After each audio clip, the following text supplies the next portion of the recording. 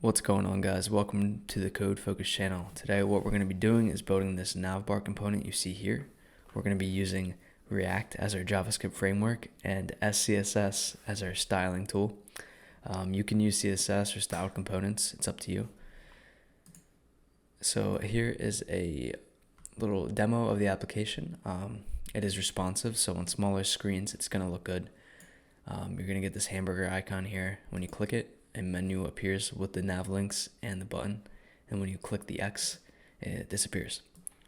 So yeah, that's basically it. It's also fixed, so as we scroll, it's going to stay at the top of the screen. We're going to be making two renditions of this navbar, one with the nav links in the middle, as it is here, and then another with the nav links next to the button. Alright, so let's get straight into it. Alright, so before we start building, we're going to need to download some things on our machine. If you don't already have these downloaded, then you're going to need to download them. So the first thing is Node.js. Go to nodejs.org and download the latest version recommended for most users, or this if you're feeling a bit risky today. And then go to visualstudiocode.com. This will be our text editor, and download for whatever machine you have. Alright, so once you do that, you can open up a directory on your machine and right click it and do open with code, or just drag and drop the directory straight into VS Code. Alright, so first thing we'll do is do control tilde, I think it's called, and that will open the terminal here. If that doesn't work for you for some reason, you can just click terminal and new terminal right here. Alright, so we're going to type mpx create react app period. And what this will do is make a little boilerplate React application in your directory. And yeah.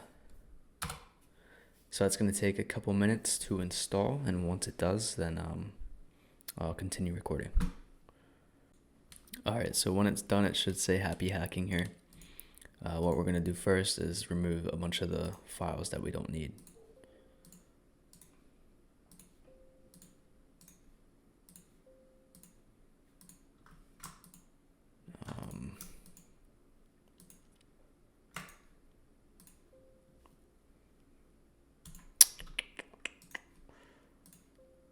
Alright, now go into index.js and get rid of this,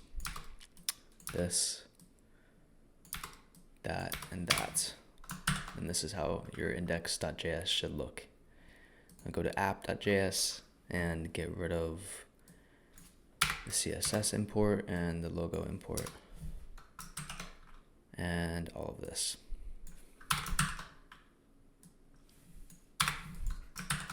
Alright, now go into the source folder and create a styles folder along with a components folder. There we go. Okay, so now before we start using SCSS, we need to download a dependency to use SASS. So do npm install, or just I, and install node SASS.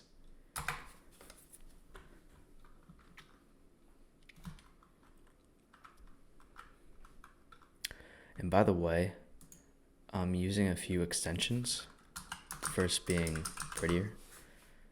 This makes it so our code gets formatted, and you can set it up to make it so every time you save, your code will get formatted properly. And to do that, you just go to settings and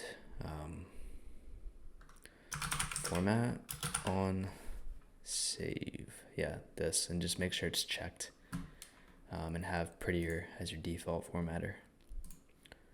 Alright, and then I also have a few other things like ESLint. That's important, but let's see. I'll just show you everything I have downloaded here real quick. Okay. Now, let us create a index.scss and a variables.scss. And in the index, we'll start off by targeting everything and everything before and everything after, and giving that a margin of 0 and a box sizing of border box. Then we will go to our variables and set all our variables up. So first of all, let's go head on over to Google Fonts. Oops. And let's grab Ubuntu. You can grab any font you want, but I'm gonna go with Ubuntu today. Oh, I already got them selected over here.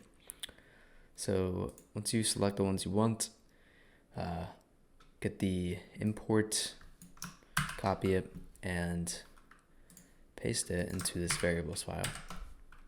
And you can also take this and copy and paste it into a variable. So we'll do, let's see, Ubuntu, font, and paste that. There we go. Now let's create some, actually let's use this real quick. So we'll target body and do font, family, Ubuntu font. Awesome. Okay, back to variables, and we'll create some colors. So for background, we'll do RGB 255, 255, 255, which is the whitest white you can get. And then background 2 will be the darkest dark you can get, which is RGB 0, 0, 0. Now we'll do text, RGB 15, 15, 15, 15, and text 2, RGB 240, 240, 240. Great. Now we'll make a primary color. You can make this anything you want, but today we're going to be making it a nice blue color. So 22, 210, and 247. Now let's make some spacing variables. Spacing small will be 8 pixels. Spacing medium, we'll do 2 times small, which is 16. And spacing large, which is 2 times the medium, 32 pixels. Let's make a header height, since we're going to be using the header height pixel size in multiple places, 72 pixels. And now let's make some variables for breakpoints. Small will be 37.5 EM, medium 48 EM, large 64 EM, and XL 75 EM. Now down here we're going to make a mix-in. I'm not going to get into an explanation for mix-ins because I'll probably do a poor job, but it's going to make this mix-in is so we can use breakpoints easily throughout our application. So do @mixin breakpoint and then $point, and then we'll say if $point is equal to medium, and we'll do @media min width medium content. So if you wanted to make more breakpoints, you would just copy and paste this down and say point, large, min width, $large, and so on. You can make them. You can do that for every single one of these sizes, but today we're only going to use medium, so that's all we're going to make. Okay, great. That's it for variables. So let's head on back to our index.scss and start using these variables. So we'll do color, text, height, 200 VH. And now we'll do just target buttons, and we're gonna reset them to default. And that's it for that. Now head on over to index.js and import this index.scss from the styles folder. Alright, so now our style should be applied to our app. So let's actually open up our terminal and do npm start to start our application.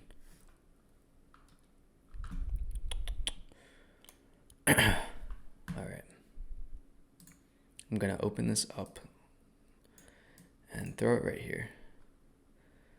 Okay, so we have a little issue. Ubuntu font, undefined variable, Ubuntu font. I think that's, why is this? Ubuntu font.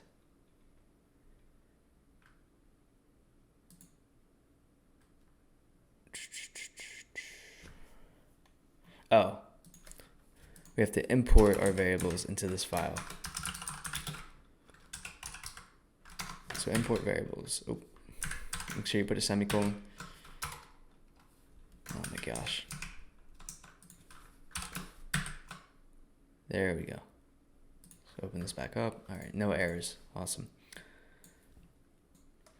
Okay, so I opened up the window over here, and our code is to the left now. So let's go to components and create our header component. Header.js, and then type RAFCE and tab. And if that didn't work for you, what you're gonna need to do is go to extensions and install React snippets, ES7 snippets, I think. Yeah, this one. Or you could just type all this out. All right. Then we're going to create a header.module.scss. And in here, let's import our variables. Cool. And then let's import the styles from that style file. Header.module.scss. Now if we give this a class name of styles.test, we'll say test, and then we go to here and make a test class and give it a background of red. And then we use this header component within our app. We should see test with a red background. Awesome.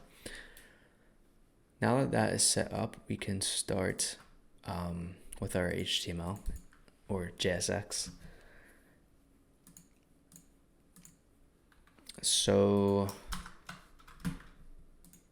first we'll get rid of this. Yeah, let's just start fresh.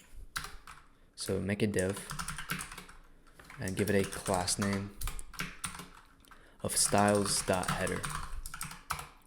And then within there, do div class name styles.header__content.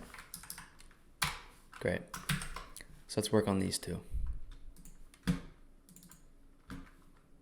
So go into the CSS file. I'm actually going to close a couple files here that we don't need right now. All right. And target the header class. Give this a height of header height, a background of background 2, a color of text 2, position of fixed, z-index of 1000 so that it stays above everything else, a width of 100%, a box shadow of 0, 1px, 5px, primary, and this is optional. Alright, Next, you're gonna want to put an and then underscore underscore content. So this is targeting the header underscore underscore content class. And we can do this because we're using SCSS. All right, so we'll give this a max width of 1920 pixels, a margin of 0 auto. This makes it so it'll stay centered. And we're gonna do a padding of 0 for the top and bottom and spacing medium for the left and the right. And then we're gonna use our breakpoint here. So do include breakpoint, pass in medium, and say padding 0, spacing large. So on larger screens, there's gonna be a padding of large on the left and right, while on smaller screens, it'll be a padding of medium on the left and right. And we're also gonna give this padding a transition. So 0.3 seconds ease padding. And I'm gonna actually show you this real quick. So we'll say hi, and if we resize this, you should see right around here the padding breakpoint takes effect and it transitions. All right. Cool. So now that that is pretty much done, you know what? It's not done. We need to also give it a height 100%, a display of flex, and then align align items of center. Great. Next up, we're gonna go back to our JSX and continue. So make a div. Make a div, and then a span. Give that span a class name of styles.logo.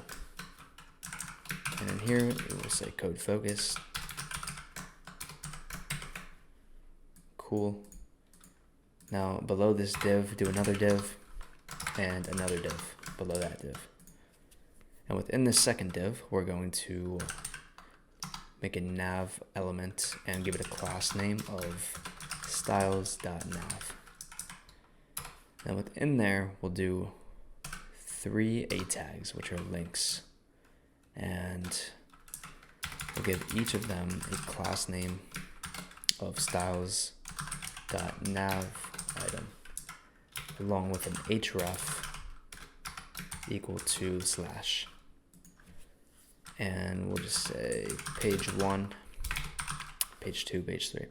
So to copy and paste this down, what you're gonna do is hold Shift, Alt, and the down arrow, and do that twice. Then we'll change these accordingly.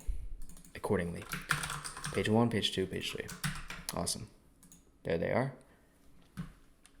Okay, so now in this third div, we're going to make a button.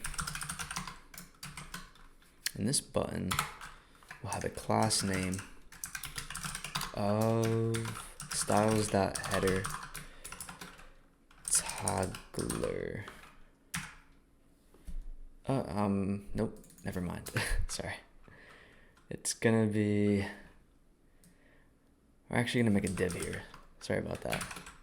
And we're gonna give it a class name of styles.header button container. And below that div, we'll do a button with a class name of styles.header toggler. And yeah, I think we'll just, yeah, you know what, let's continue with this. So I think what we're gonna want to do, actually no, let's start styling our nav. So go back into the SCSS, and within an underscore underscore content, we'll do and.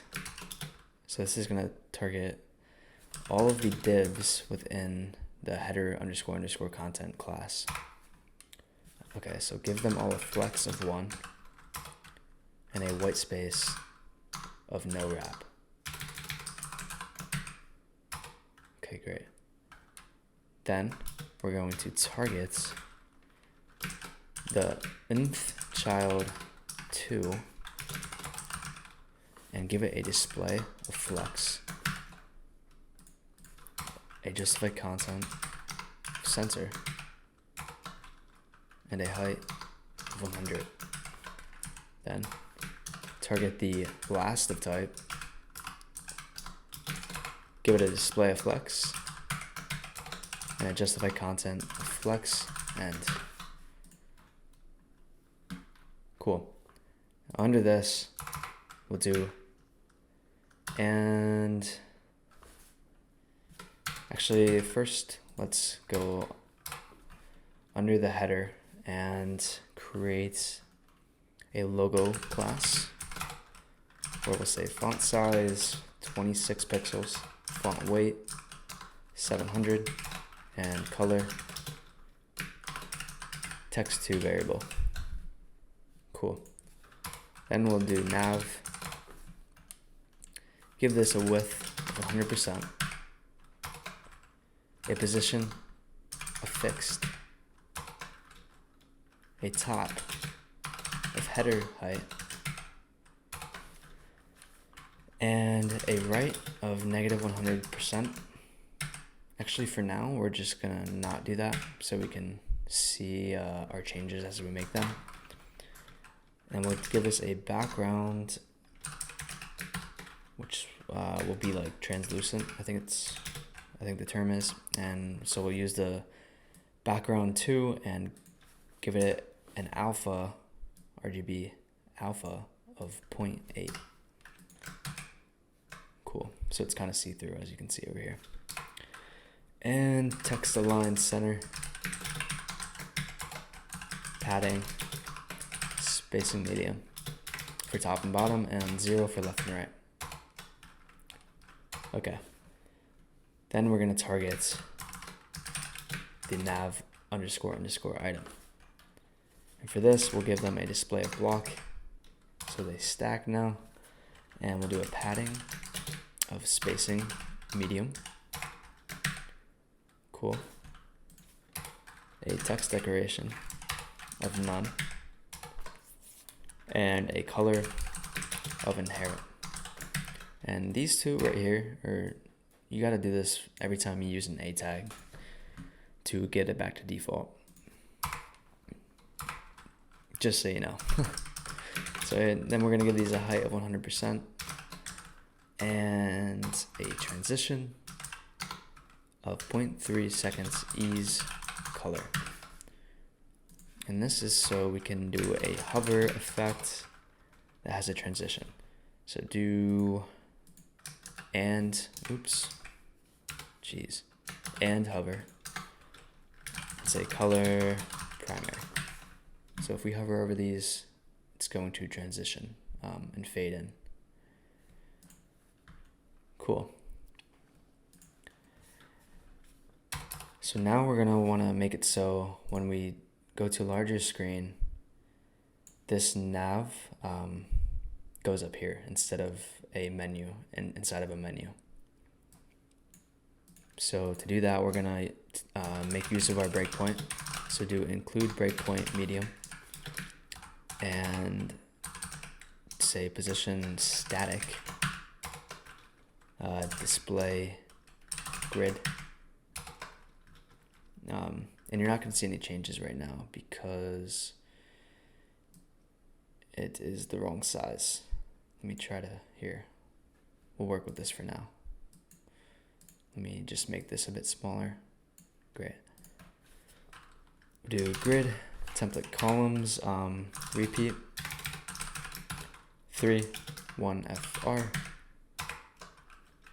background, initial, width, auto, and a padding of 0. and then we're going to target the nav items and give them a padding of 0, spacing 0 for top and bottom, and spacing large for left and right.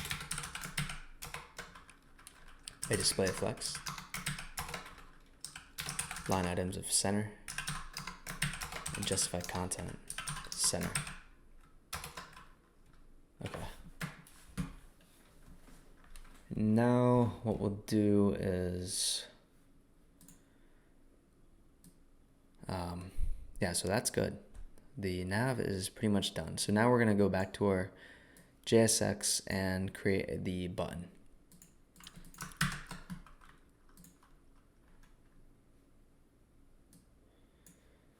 So within here, we're actually going to make another component down here. You can make another file and create the button here, but we're just going to make the button within the same header file here. So make a functional component and return a button element that has a class name of styles.button. And we'll say click me. Cool.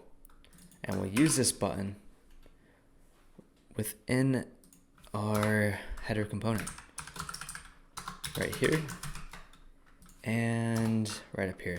So do another div in the nav element and give it a class name of styles.nav __ button _ container, and throw in the button component. Cool. So there it is. And then we're also going to install React icons real quick. So let's full screen this and split our terminal by clicking this button right here. And we'll do npm install, or just I, and say react-icons. Enter. And this will make it so we can easily use icons within our application. So go ahead and close this, and we will import some icons into our header component. So do import AI outline close square from React icons. Nope, not React scripts. React icons / AI. Great. Now import BI menu alt right from React icons BI, not BU, BI. Great. Now we can use these icons down here. So for now, we're just going to use the BI menu alt right as the hamburger icon for our menu. All right. So now we can see it is right here. That's weird. Okay, so go back to our CSS and target the button down here. Give it a font weight of 500, a color of primary, a border of 2px solid primary, padding of small spacing, or spacing small for the top and bottom, and spacing large for the left and right. A border radius of spacing small divided by 2. With normal CSS, we'd have to do a calc here. We have to say something like this. But with SCSS, we don't have to do that. We can do calculations outright. Okay, now do a cursor of pointer and a box shadow of 0, 0, 0.5 EM, 0, primary.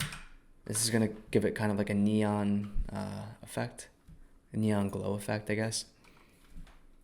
Now we're gonna target the active state of this button and give it a transform of scale 0.98. So when we click this, you can see it kind of scales. Great. And we'll do a border radius of 0.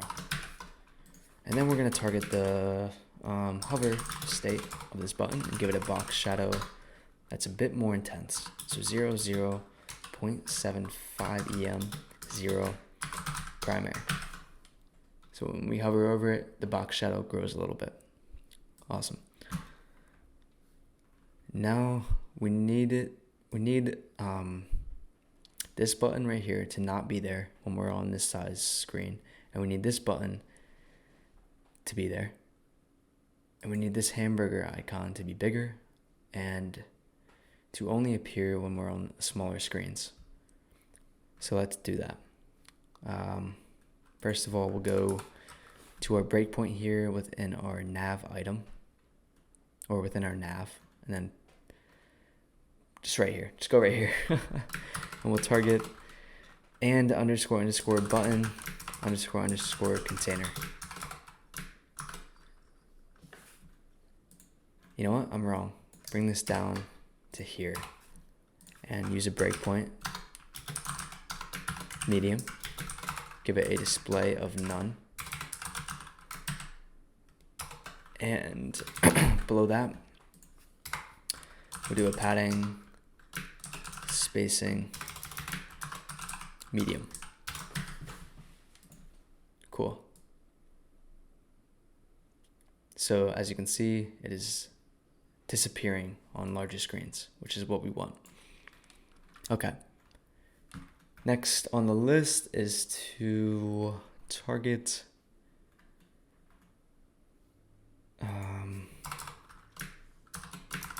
the header button container, or header content button container. No, header button container, and do display of none, and then use a breakpoint here. Display initial. Cool. And we'll do and underscore toggler. Give it a display of flex, a justify content of center, line items of center, cursor, pointer. What just happened? Okay. Cursor of pointer, include breakpoint, medium, display, none. So that on larger screens, the hamburger icon goes away and it's only the button right here. Great. So let's make this a bit bigger by targeting the SVG within the toggler div and giving it a display of block and a font size of 32 pixels. There we are. Okay, so I think that's about it for the styling. Now we just have to implement some JavaScript functionality and we should be good to go. So let's go to our header and make some state here. So do const menu open set menu open. It's equal to use state false. So the initial value will be false.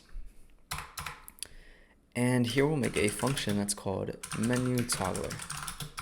And what menu toggler will do is set our menu open state to the opposite value. So set menu open to the previous value, the opposite of the previous value. Is what that function here will return and set the state, if that makes sense. So we're going to use this function. We're going to use this function on our hamburger icon here, or our header toggler button here. So do on click toggle handler. Oh, menu toggler. My bad. Here we go. So now we need to use this value to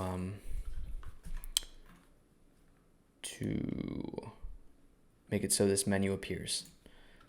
All right, so to do that, we're actually going to go back to our CSS and target and nav -- open and give it a transition of 0.2 seconds ease right and a right of 0. And we're also going to make this right negative 100% uncommented. All right, so we can go back to our component here, and we're going to make it so when the menu open is set to true, then a class is added, another class is added to this nav element.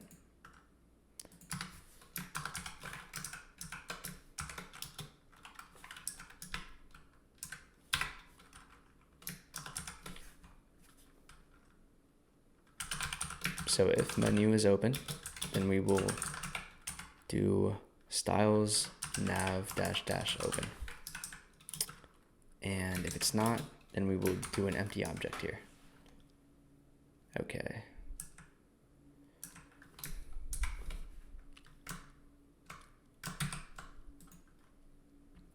Cool. So when we click this, it should work. Great. And then we're also going to need this icon to change to the close icon when the menu is open. So to do that, we'll go down to our header toggler button here, and we'll conditionally render these icons. So menu open. If menu is not open, then do the hamburger icon. And if it is, then render the AI outline close square icon. There we go. It is working. Awesome. Okay, so now I'm gonna show you how to take these nav links and display them over here next to the button instead of in the center of the nav bar. So the way we set up the code, this will be super simple to do.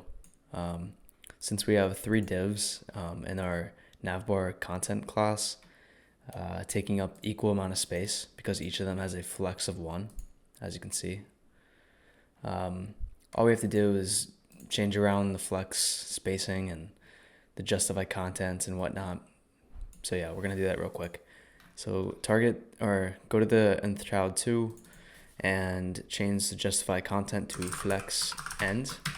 And you might think that's all we have to. You might think that's all we have to do, but it's not. That did flex it to the end, but only within its container. So what we have to do is give this last container over here a flex of 0. So let's see what that does. Flex 0. As you can see, that worked. Now let's also give this a margin right of spacing medium. And yeah, I think that looks a bit better with some spacing in between the nav links and the button. So that's basically it. It's that simple to change the format of this nav bar. So that's going to conclude today's video. Thank you guys so much for watching. I'm hoping it helped you. If you have any questions or concerns, please leave them in the comment section below. Also, if you have any recommendations for future videos, let me know in the comment section. But other than that, thanks for watching. Please like the video and subscribe to the channel. It would help me out a lot. Have a great day.